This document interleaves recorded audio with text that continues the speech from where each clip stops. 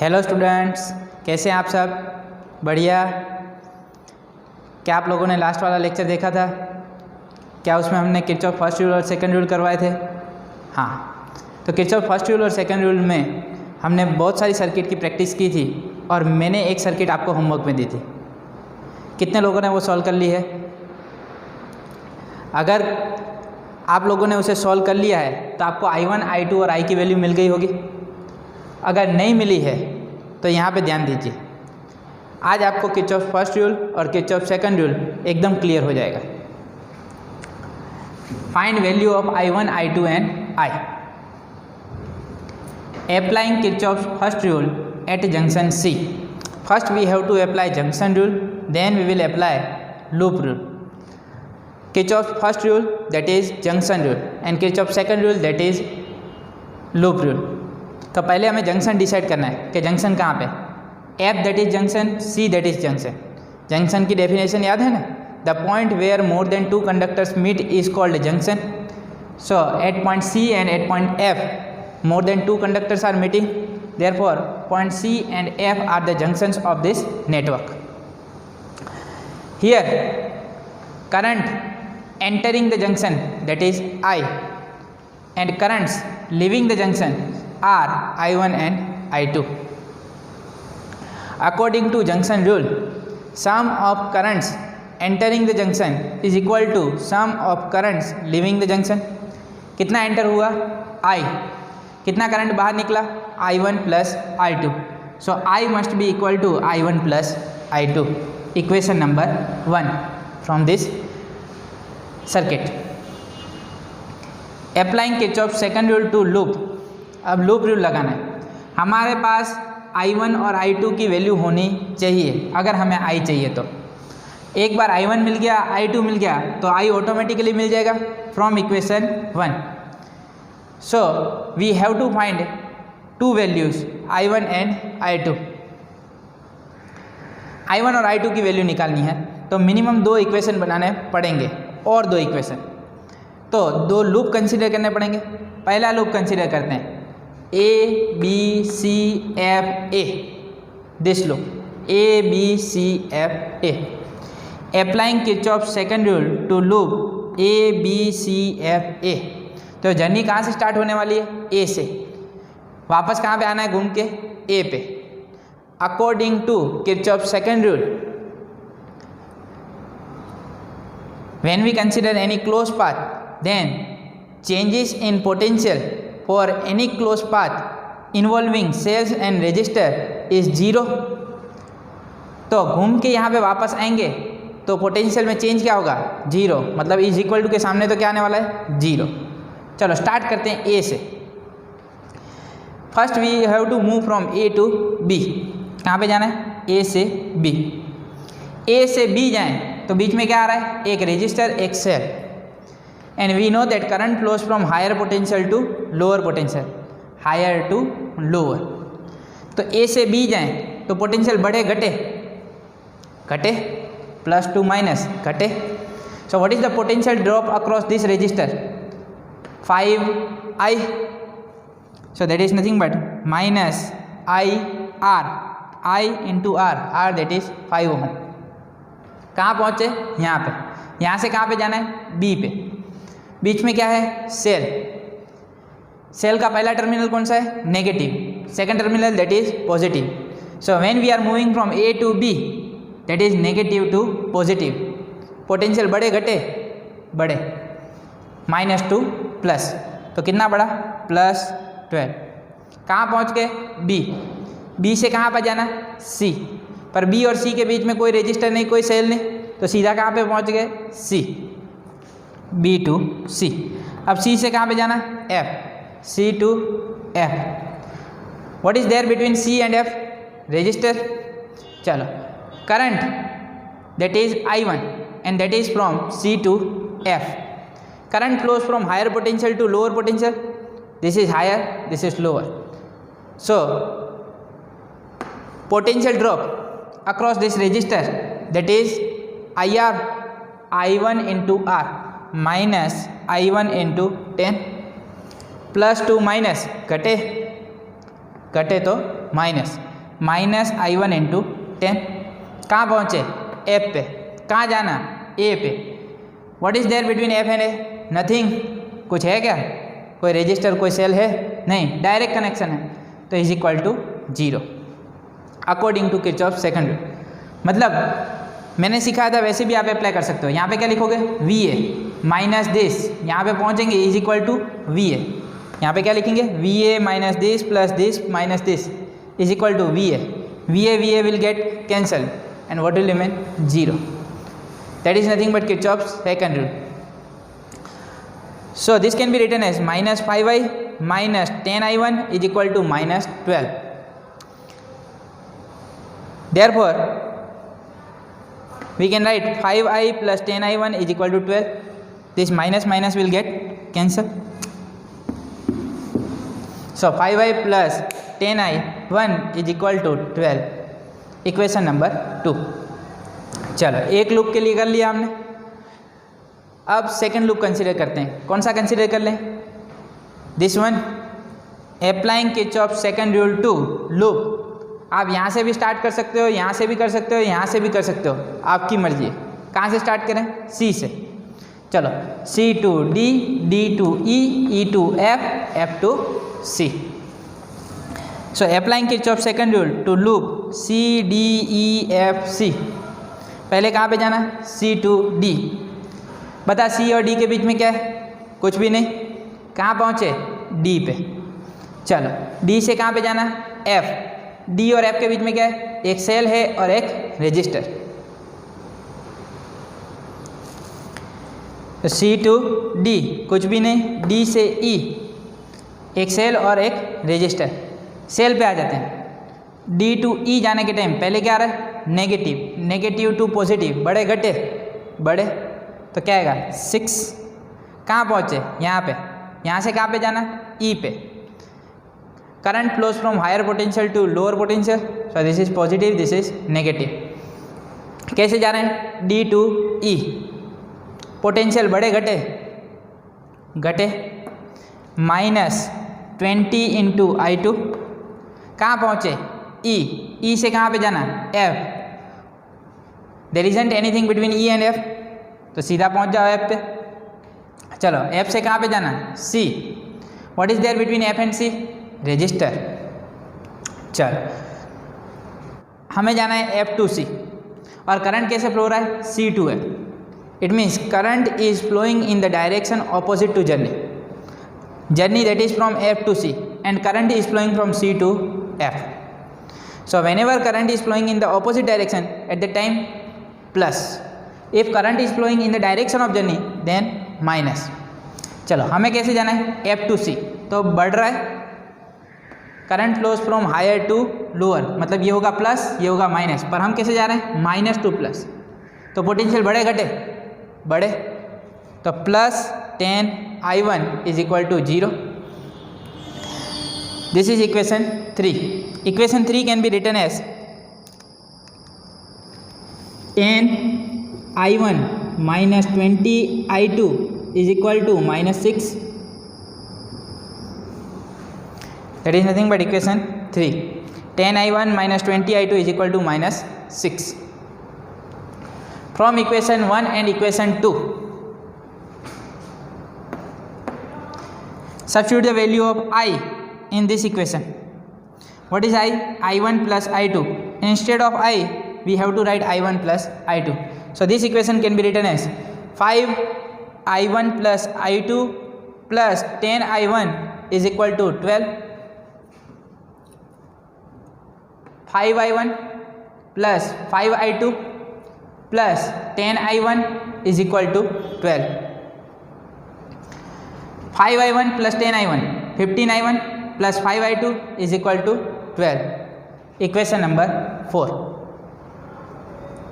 Multiplying equation 4 by 4 क्यों कर रहे हैं ऐसा?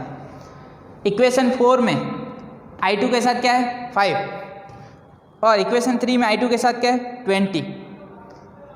We want values of I1 and I2. I1 और I2 की वैल्यू चाहिए हमें। तो I1 और I2 की वैल्यू चाहिए, तो हमें किसी भी एक को एलिमिनेट करना होगा।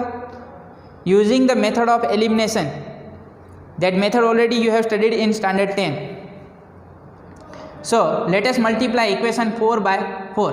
So 15 4 जा 60 I1, 5 4 जा 20 I2 is equal to 12 4 जा 48. 60 I1 plus 20 I2 is equal to 48. ये बन गया equation 5.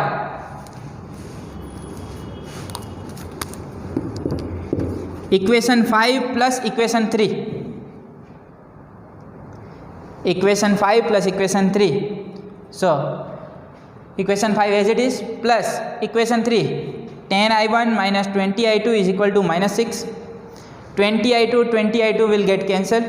What will remain? 60 plus 10 70 I1 is equal to 48 minus 6 42. I1 is equal to 42 by 70. 7 6 जा 42, 7 10 जा 70, 7 will get cancelled. What will remain? 6 by 10. 6 by 10, that is nothing but 0.6. So value of I1 is 0.6 ampere. From equation 3, once value of I1 is available, substitute the value of I1 in equation 3. Once value of I1 is available to us, we can substitute in equation 4, equation 3 और equation 5.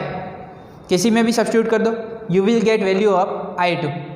चलो I1 की value किस में substitute करें? चलो 3 में substitute करते हैं. इक्वेशन 3. इक्वेशन 3 क्या है? 6 minus 20 I2 plus 10 I1 is equal to 0. 6 minus 20 I2 plus 10 I1, that is 0.6. 10 into 0.6, that is 6. So 6 minus 20 I2 plus 6 is equal to 0. 6 plus 6 12. तो 12 को सामने लेके जाएं, क्या बनेगा? -12. minus 20 I2 is equal to -12. Minus will get cancelled. 20 I2 is equal to 12. Therefore I2 is equal to 12 by 20. That is nothing but 0.6 ampere. Value of I1 and I2 is available to us. Value of I1 and I2 is available to us. Substitute the value of I1 and I2 in equation 1. So value of I, that is 0.6 plus 0.6, that is 1.2 ampere. Now value of I1 and I2 is available to us using Kirchhoff's first rule and Kirchhoff's second rule.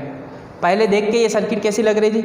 बहुत ही complicated लग रही थी क्या? Using Kirchhoff's first rule और Kirchhoff's second rule we have easily found the values of I1, I2 and I.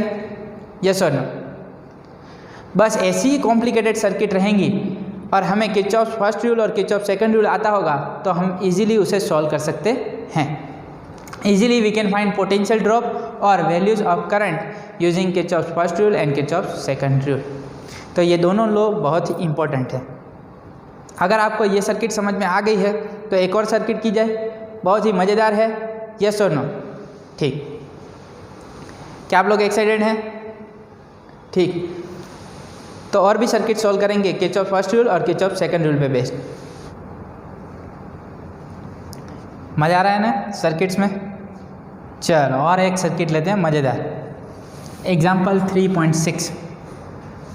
A battery of 10 volt and negligible internal resistance is connected across the diagonally opposite corners of a cubical network consisting of 12 resistors, each of resistance 1 ohm.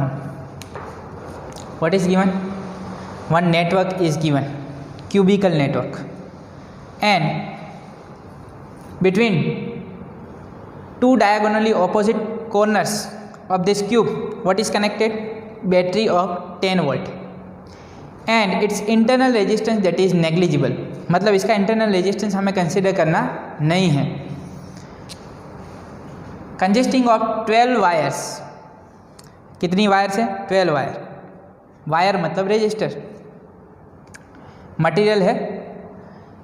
Consisting of 12 resistors, each of resistance 1 ohm. सबका resistance क्या है? 1 ओम. ये R जो है, R की value क्या हो गई? 1 ओम.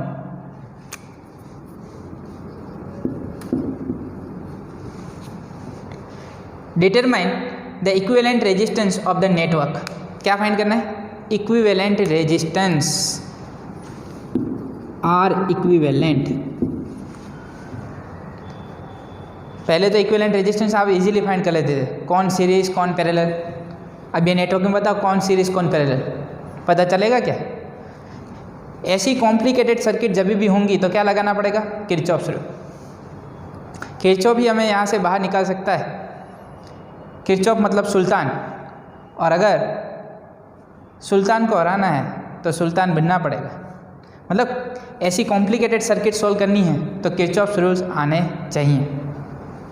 Determine the equivalent resistance of the network and the current along each edge of the cube. आपकी जो टेक्स्ट बुक है उसमें करंट दिखा हुआ है और हमें क्या फाइंड करने को बोल रहे हैं? Current along each edge of the cube. हर जगह से कितना करंट पास होने वाला है वो भी हमें फाइंड करना है। करंट डिस्ट्रीब्यूशन दिया हो तो ठीक, नहीं दिया हो तो कैसे करना है? ध्यान से देखिए। We know that current flows from higher potential to lower potential, मतलब करंट कुछ यहाँ से निकलेगा। Here that current will reach at point A. कहाँ पहुँचेगा? जो भी करंट यहाँ से निकलेगा वो कहाँ पे पहुँचेगा? ए पे। ए से वो कहाँ पे डिवाइड होने वाला है? एक करंट इस तरफ जाएगा, एक करंट इस तरफ जाएगा और एक करंट इस तरफ जाएगा। Current will divide into 3 paths. 3 रास्ते हैं इसके पास। एक थोड़ा सा करंट इसमें जाएगा, थोड़ा इस तरफ, थोड़ा इस तरफ। ठीक, ओके। कितने अमाउंट का करंट डिस्ट्रीब्यूट होगा वो भी देखते हैं। पहले हमें टोटल करंट डिसाइड करना चाहिए। टोटल करंट कितना होना चाहिए?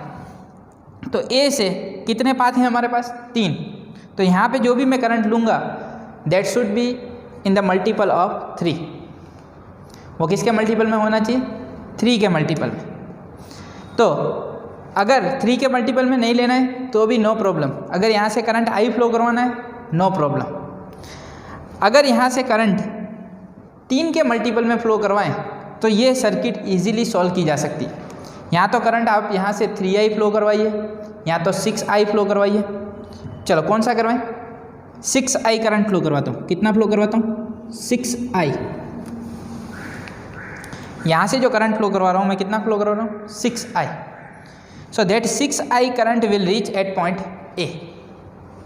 कितना करंट यहाँ पे पहुँचेगा? 6i। यहाँ पे मिला कितना करंट? 6i।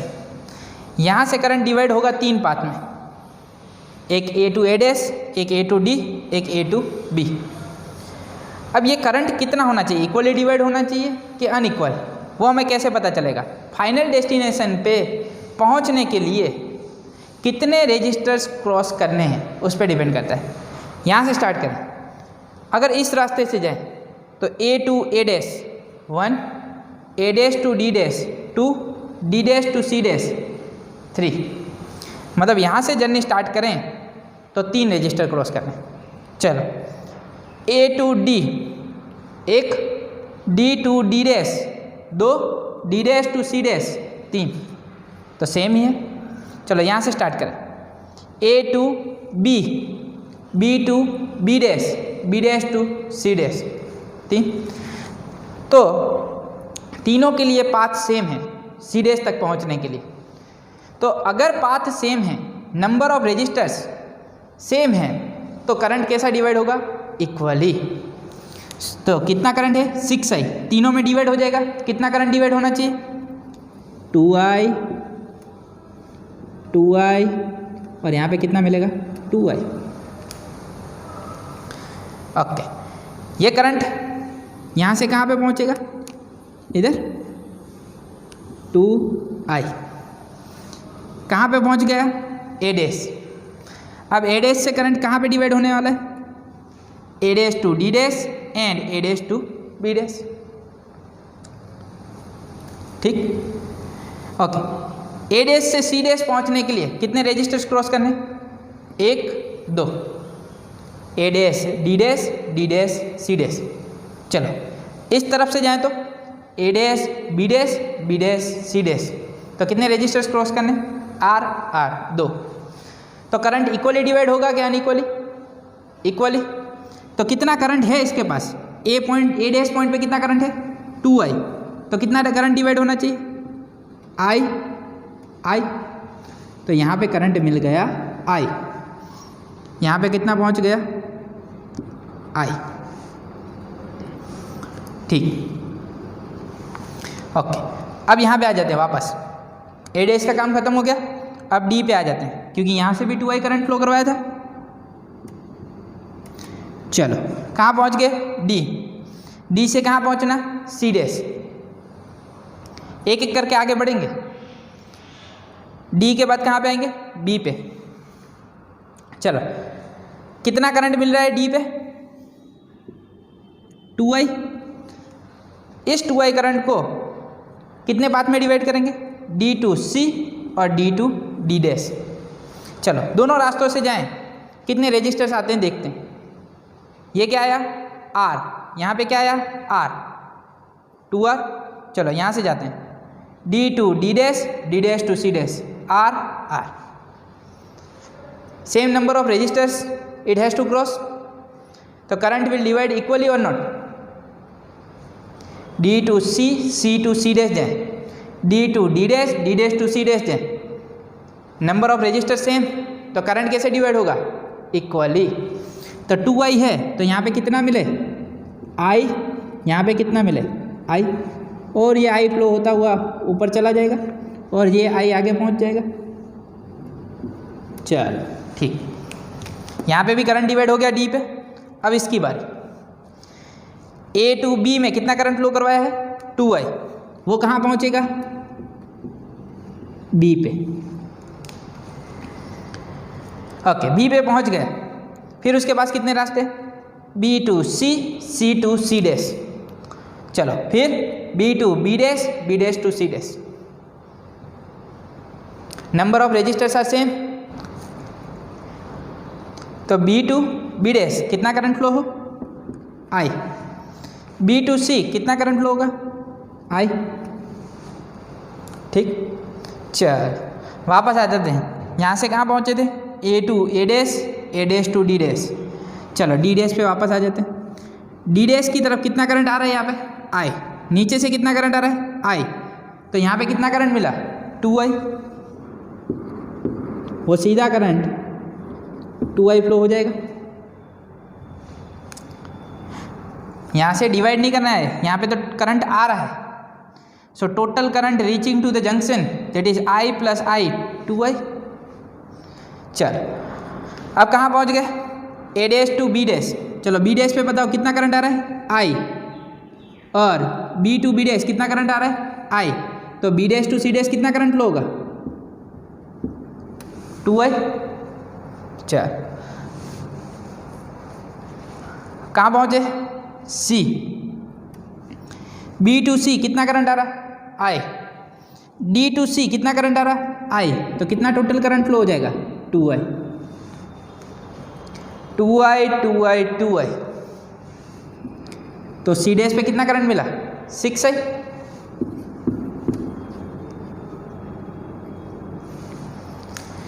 सो टोटल करंट कितना फ्लो करवाया था, 6i। वापस कितना मिला, 6i। It means current distribution is perfect. जितना करंट फ्लो करवा रहे हैं उतना वापस आना चाहिए। क्या समझ में आया? अगर यहाँ से 3i फ्लो करवाया होता तो वापस कितना आता, 3i। अगर यहाँ से i फ्लो करवाया होता तो वापस कितना आता, i। कितना फ्लो करवाए हैं, 6i, तो वापस भी कितना आएगा, 6i। क्या समझ में आया? फिर से देख ले, कितना फ्लो करवाया, 6i। कहाँ पहुँचे, ए पे। कितने रास्ते, 3, 1 2 3। कैसे करंट डिवाइड करना है, वो किस पे डिपेंड करता है, पाथ पे। कहाँ से, ए से कहाँ पे जाना है, सी डैश। रास्ता चुनेंगे, A to A dash, A dash to D dash, D dash to C dash. कितने number of resistors, 3। A to D, D to D dash, D dash to C dash. कितने, 3। A to B, B to C, C to C dash. कितने, 3। If path is same, if number of resistors are same, then current will divide equally, 2i 2i 2i।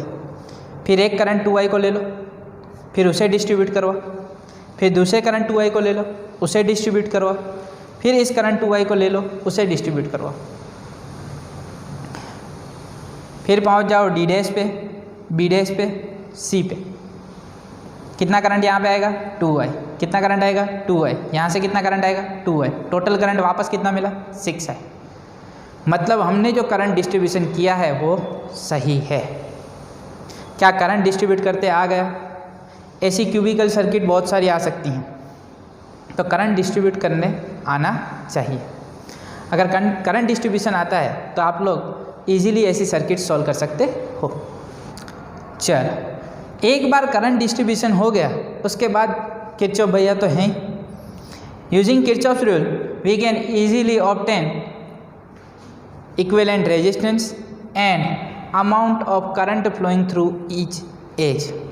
ठीक, वो तो मिल जाएगा। चल, Kirchhoff's rule लगाना।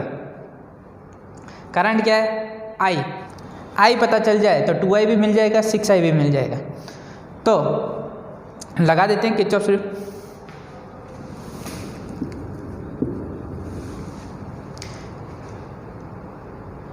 कौन सा रूल लगेगा यहाँ पे? सीधा लूप रूल, सीधा क्लोज लूप कंसीडर करते हैं। अप्लाइंग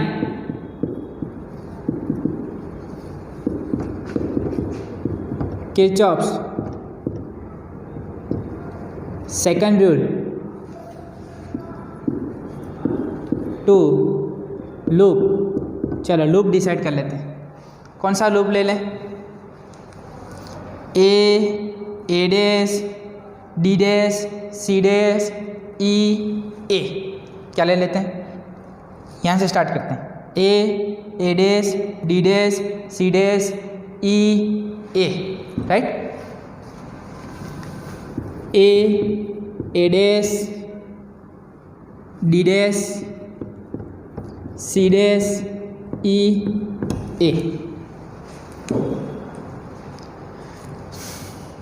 कहाँ से स्टार्ट करना है? ए से। कहाँ पे जा रहे हैं? A to A dash. Current flows from higher potential to lower, मतलब ये हो गया प्लस, ये हो गया माइनस। बढ़े घटे? घटे माइनस 2IR, माइनस 2IR। कहाँ पहुँच गए? ए डैश पे। जाना कहाँ? A dash to D dash. Current is in the direction of journey, मतलब घटे प्लस माइनस। बढ़े घटे? घटे क्या बनेगा? Minus IR, minus IR। कहाँ पहुँचे? D dash. जाना कहाँ? C dash. D dash to C dash, current is in the direction of journey, तो क्या आएगा? Minus 2IR।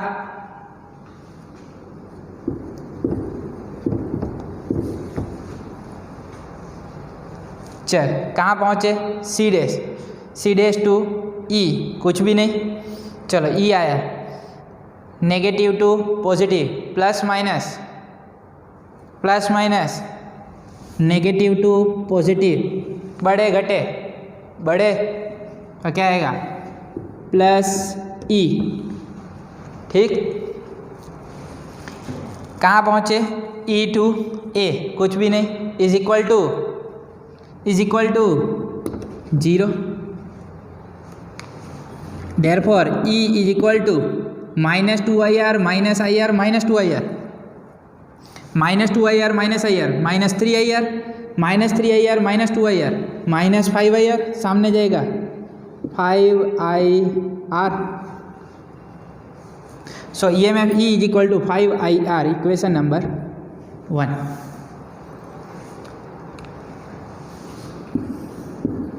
What they are asking us to find? Equivalent resistance. Determine the equivalent resistance of the network. Suppose equivalent resistance of the network is R equivalent.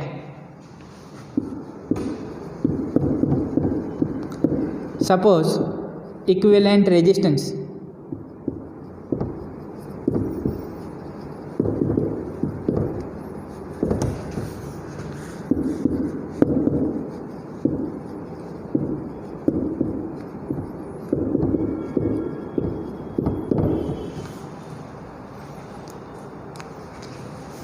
Network क्या है, cubical network.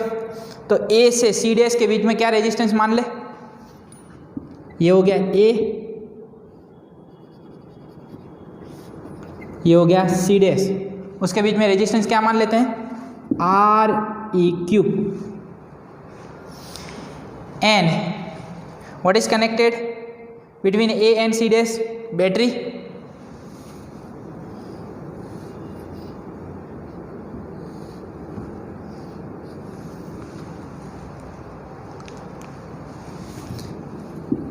EMF E, current flows from higher potential to lower potential. कितना current flow हो रहा है, कितना current flow हो रहा है बैटरी में से, 6I। तो यहाँ से कितना करंट फ्लो होगा, 6I। फ्लो होके वापस कितना मिलेगा, 6I। अभी यहाँ पे तो एक ही रजिस्टर और बैटरी है, तो सीधा ओम्स लॉ लगा सकते हैं, E is equal to 6IR equivalent. Kirchhoff's law लगाओगे तो भी यही मिलेगा। तो ये क्या मिला, equation number 2। This is also EMF, this is also EMF। Comparing equation 1 and 2 from equation 1 and equation 2. What can we write? 6IR equivalent is equal to 5IR. I will get cancelled. Therefore, R equivalent is equal to 5/6R. What is the value of small r? 1 ohm. So this is nothing but 5/6 ohm. So value of equivalent resistance is 5/6 ohm. चलो एक काम हो गया, R equivalent मिल गया। Equivalent resistance of the network is 5/6 ohm। अब क्या find करें, current along each edge of the cube. चल यहाँ पे आ जा, from equation 1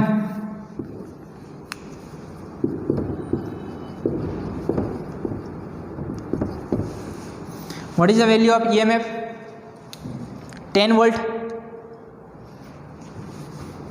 10 is equal to 5 as it is, I as it is. What is the value of R? 1 ohm. So I is nothing but 10/5, that is 2 ampere. क्या मिला current I? 2 ampere. तो current मिला 2 ampere, तो यहाँ से कितना current flow करवाया, 6I। 6I मतलब 6 × 2, कितना फ्लो हो रहा होगा यहाँ से, 12 एम्पियर। यहाँ से कितना फ्लो हो रहा है, 2I, 2 2 जा 4 एम्पियर। यहाँ से भी 4 एम्पियर और यहाँ से भी 4 एम्पियर। चलो जहाँ पे करंट आई है वहाँ पे 2 एम्पियर, यहाँ पे 2 एम्पियर, यहाँ पे 2 एम्पियर, यहाँ पे क्या हो जाएगा 4 एम्पियर, यहाँ पे क्या हो जाएगा 4 एम्पियर, यहाँ पे क्या हो जाएगा 4 एम्पियर, यहाँ पे क्या हो जाएगा 2 एम्पियर, यहाँ पे 2 एम्पियर, यहाँ पे 2 एम्पियर। जहाँ पे आई है वहाँ पे 2 एम्पियर। टोटल करंट रिटर्न कितना हुआ, 6 × 2 12 एम्पियर। जितना करंट फ्लो करवाए थे उतना क्या वापस मिल गया।